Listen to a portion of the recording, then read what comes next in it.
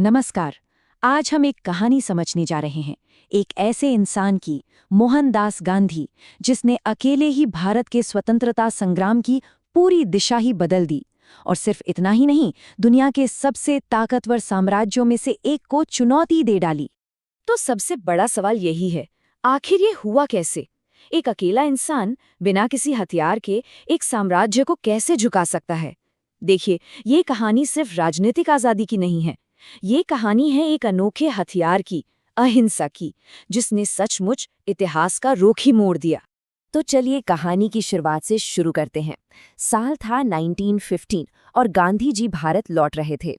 ये वो पल था जब उनके विचार और तरीके, जो दक्षिण अफ्रीका में जन्मे थे, पहली बार भारत की मिट्टी पर परखे जाने वाले थे।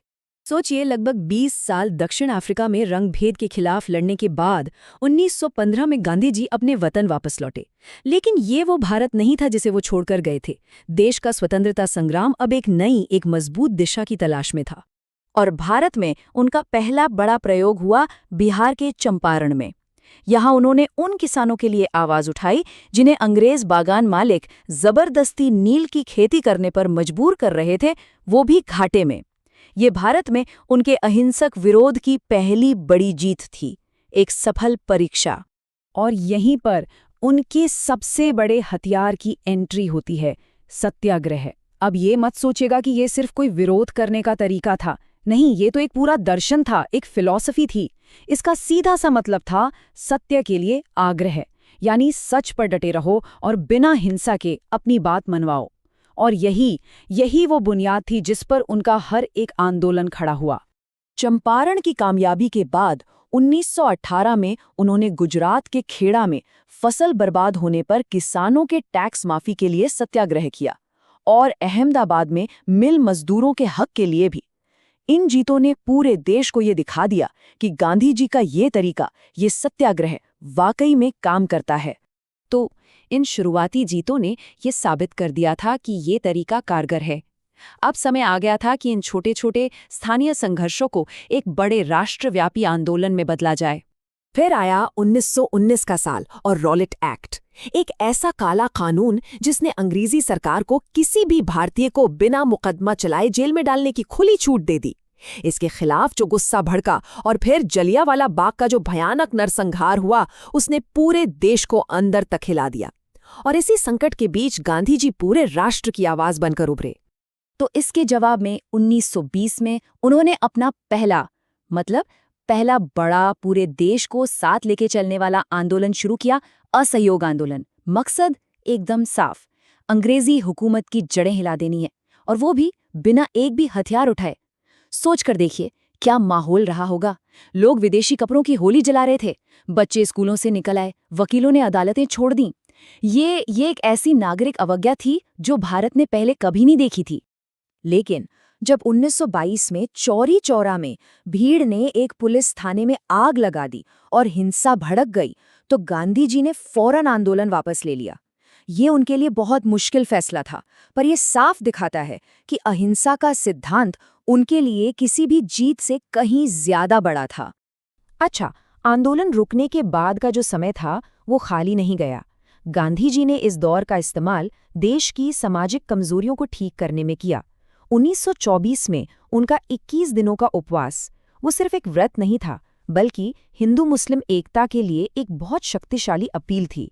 वो ये बात अच्छी तरह जानते थे कि राजनीतिक आज़ादी से पहले समाज का एक होना जरूरी है। चलिए अब आते हैं स्वतंत्रता संग्राम के शायद सबसे यादगार अध्याय पर, एक ऐसा कदम जिसने ब्रिटिश साम्राज्य की नींव को सचमुच हिलाकर रख दिया। ये था 1930 का ऐतिहासिक दांडी मार्च। अब सवाल उठता है, नमक ही क्यों? अरे भाई, क्योंकि नमक हर भारतीय की, अमीर हो या गरीब, हर किसी की जरूरत थी। और उस पर लगाया गया टैक्स अंग्रेजी हुकूमत के शोषण का सबसे बड़ा प्रतीक बन गया था। तो गांधी जी ने समुद्र के किनारे जाकर बस एक मुट्ठी नमक उठाया और साम्राज्य का कानून तोड़ दिया। इस एक छोटे से कदम ने पूरे देश में सविनय अवज्ञा की ऐसी लहर दौड़ा दी कि 1931 में वाइसरॉय इरविन को गांधी जी से समझौता करना पड़ा। हालांकि लंदन के गोलमेज सम्मेलन से कुछ खास हासिल नहीं हुआ और 1934 तक गांधी जी ने अपना ध्यान फिर से सामाजिक सुधारों पर लगा दिया। और अब हम इस कहानी के आखिरी और सबसे निर्णायक दौर में पहुंचते हैं, वो दौर जहां आज़ादी की मांग अपने चरम पर थी। साल 1942 दूसरा विश्व युद्ध चल रहा था और इसी बीच गांधी जी ने भारत छोड़ो आंदोलन का ऐलान कर दिया। ये अंग्रेजों के लिए एक सीधी और साफ चुनौती थी, अब बहुत हुआ, भारत छोड़कर जाओ। और इसी आंदोलन के दौरान उन्होंने अपना सबसे शक्तिशाली नारा दिया, करो या मरो। अब इसका मतलब हिंसा करना नहीं था, इसका मतलब था कि पूरी ताकत और पक्के इरादे के साथ आज़ादी के लिए अपना सब कुछ दांव पर लगा दो। जब आज़ादी बस मिलने ही वाली थी तब देश सांप्रदायिक हिंसा की आग में जल उठा। उस वक्त 77 साल के गांधी जी दिल्ली में सत्ता के जश्न से बहुत दूर 1946 में बंगाल के नोआखली के दंगा पीड़ित गांवों में अकेले पैदल घूम रहे थे, शांति की अपील कर रहे थे। ये उनके साहस और सिद्धांतों की शायद सबसे बड़ी मिसाल थी। आखिरकार स्वतंत्रता मिली, लेकिन एक बहुत बड़ी कीमत चुकाकर देश का विभाजन हो गया। ये एक ऐसी त्रासदी थी जिसे गांधी जी ने रोकने की बहुत कोशिश की, पर रोक नहीं पाए। और फिर वो दिन आया, 15 अगस्त 1947। दशकों का लंबा और मुश्किल संघर्ष खत्म हुआ, भारत एक आज़ाद मुल्क बना। लेकिन इस आज़ादी के बस कुछ ही महीने बाद 30 जनवरी 1948 को उस इंसान की हत्या कर दी गई जिसने इस सपने को हकीकत में बदलने के लिए अपनी पूरी जिंदगी लगा दी थी। तो इस पूरी कहानी से हमें क्या पता चलता है? यही कि गांधी जी ने ये दिखा दिया कि बिना हथियार उठाए सिर्फ सत्य और अहिंसा के दम पर भी एक साम्राज्य को झुकाया जा सकता है। पर आज की इस दुनिया में जहां चारों तरफ संघर्ष हैं, हमारे सामने ये सवाल हमेशा खड़ा रहता है कि उनके सत्य और अहिंसा के विचार कितने प्रासंगिक हैं। ये एक ऐसा सवाल है जिस पर हम सबको सोचना चाहिए।